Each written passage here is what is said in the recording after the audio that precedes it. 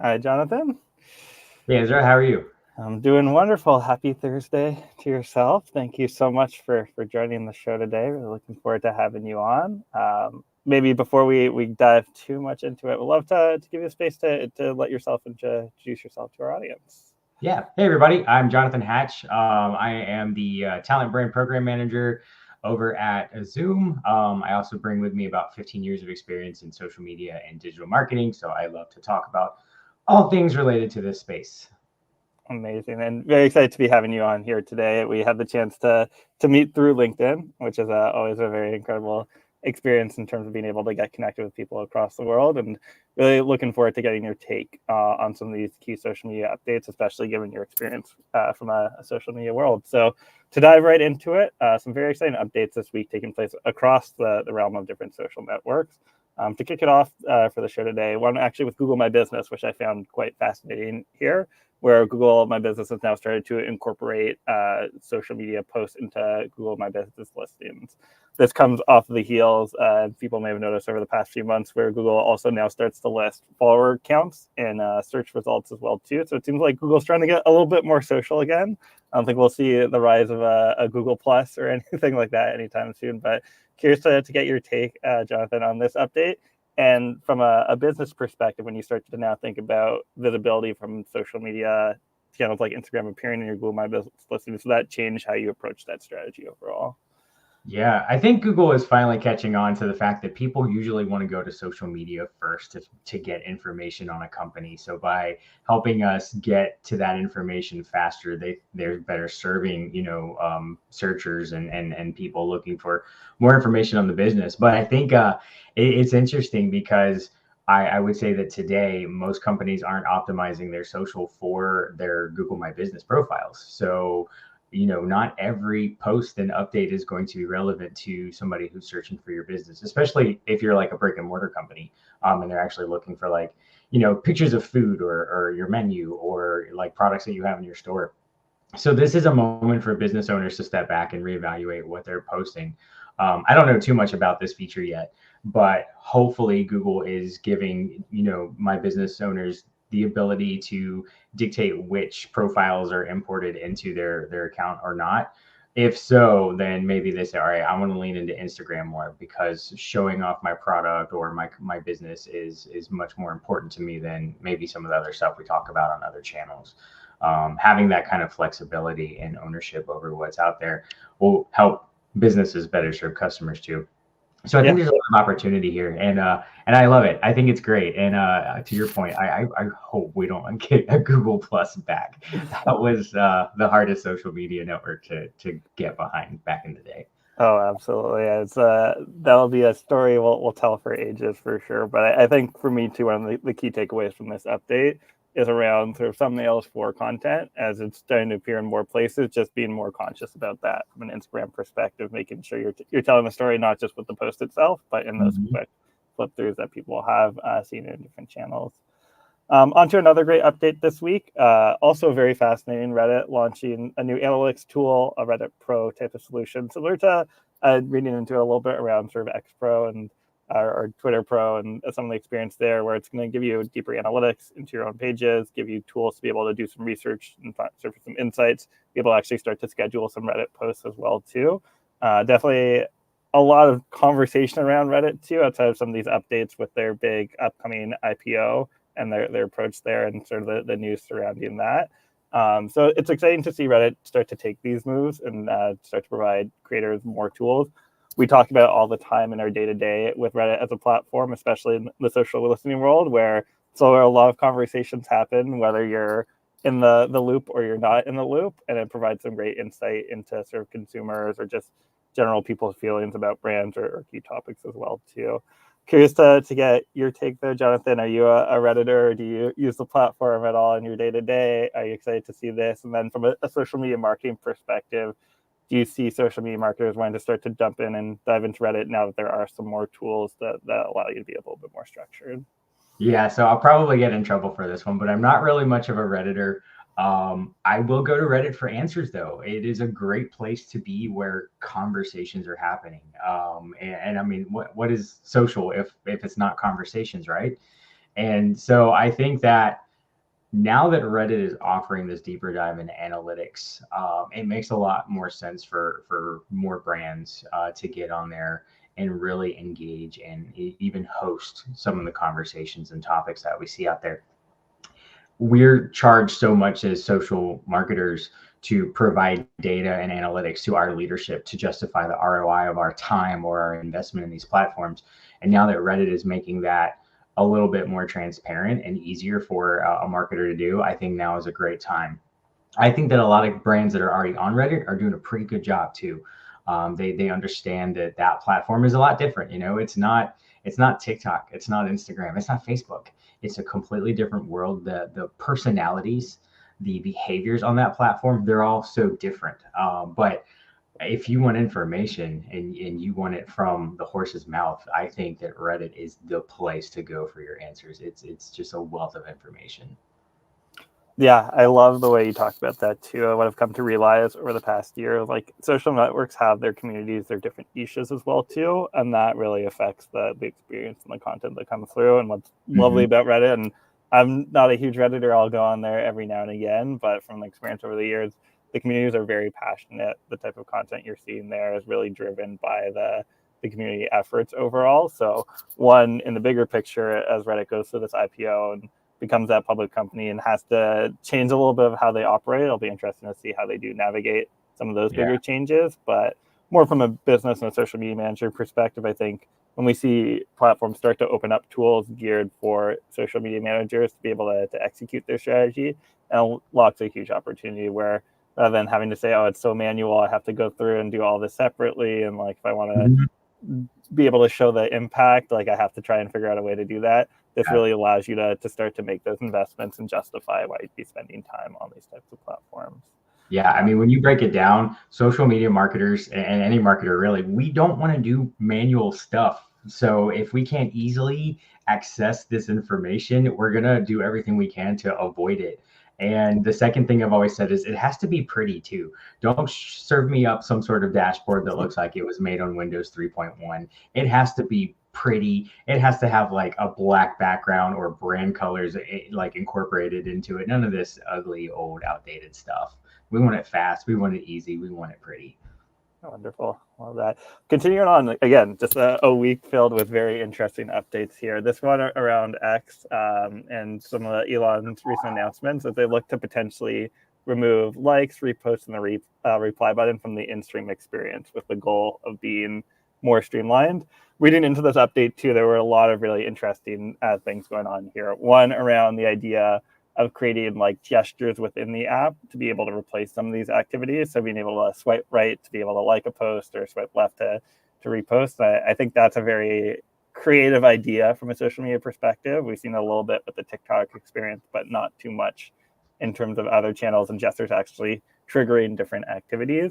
And then also reading into a lot of insights around sort of the analytics, the experience, the changes that have been going on there. I think Twitter X has been sort of a platform that started to be moved a little bit to the side for a lot of just people and users and social media managers in general. But I think these changes are pretty radical and very different than before. But curious to get your thoughts overall here.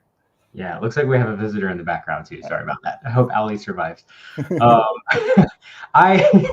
This is the most interesting update to me. My first question is like, what is he doing over there? Like, you're taking a platform that is one of the OGs of social, and you're constantly making changes. And some changes I think were welcomed, but this is a change that I'm having trouble wrapping my head around, because some of those visual metrics, around like comments and likes and reshares, for example, formerly known as retweets, those help other people discover whether or not there's activity going on. And this now kind of slows the momentum of the feed, in my opinion, to where I have to stop now and see what's going on inside of each post to decide if it's worth engaging on or if there's any valuable takeaways, things like that. So this kind of like, yes, it cleans up the feed, but are the users asking for a cleaner, less cluttered feed? I mean, every social platform has those couple of, options right there in front of you. I mean, it's inherent to Facebook. It's on LinkedIn. It's on Instagram. It's even on TikTok. So I think not being able to see if a post is being engaged with is going to make things difficult, especially for brands and marketers. We depend on those metrics. I think this might even further reinforce the abandonment of the platform by brands. We've already seen kind of an exodus, and I think that is going to continue on. I do think the gesture feature is easy. I don't think it's hard to just tap a like button. Swiping is a little bit more work, actually. We're not on Tinder here, but I'm not against it. I would be interested to see how that works and if that actually flows better. My curiosity around that is, how will that behave on desktop? We're not swiping on desktop, and a lot of people still use desktop during the workday. They're logged in on browsers and stuff like that. So it'd be interesting to see how it affects the user experience. Yeah, we were talking about this last week on the show too, and I think what's been interesting with the social world from a desktop to a mobile device perspective is some platforms can really lag behind on the desktop experience, but still excel with the mobile. Like Instagram is a truly great example where I remember 4 years ago, the desktop experience was as terrible as it could possibly be, and it's slowly improved over the years now, and they're making investments in there. But I could see this definitely being like an in-app experience to start off with first, maybe going to desktop later in terms of some of these changes. But definitely one we'll be keeping an eye on as it starts to develop over this year and starts to go live. One last update to talk about this week, since there's just been so much going on, but a good PSA for social media managers out there as well too. Facebook announced in mid-May that they'll be sunsetting their chat plugin for different websites. For those not familiar, this is if you have a website, if you landed on sort of a website online recently, you may sometimes see, instead of a in-house chat bot, a little like Facebook Messenger widget that'll pop up in the corner that you can click on, be able to still interact with the brand, but funnel that through that Messenger experience. So this will be going away. It was, from what I've seen, it was actually well adopted by some organizations. So they'll have to figure out how to replace that. Personally, I'm a little disappointed because I love this idea behind this sort of seamless chat experience where you can still have that chat on your website, but make it social, make it seamless in terms of how you manage that. So it's interesting that Facebook's been moving away from this. They also moved away from customer and the acquisition that they had made a while ago. So they're probably focusing on different priorities overall. But curious to get your thoughts here quickly, Jonathan. Have you used or interacted with the Facebook chat plugin on any websites over the past little bit? Any advice for marketers as they're potentially going through this change in terms of the workflows that they've set up there? Yeah, this one's a blow to small businesses, in my opinion. They like to keep their costs low, and this was an easy way to integrate a live chat feature into their websites and their businesses with a platform that everybody already knows.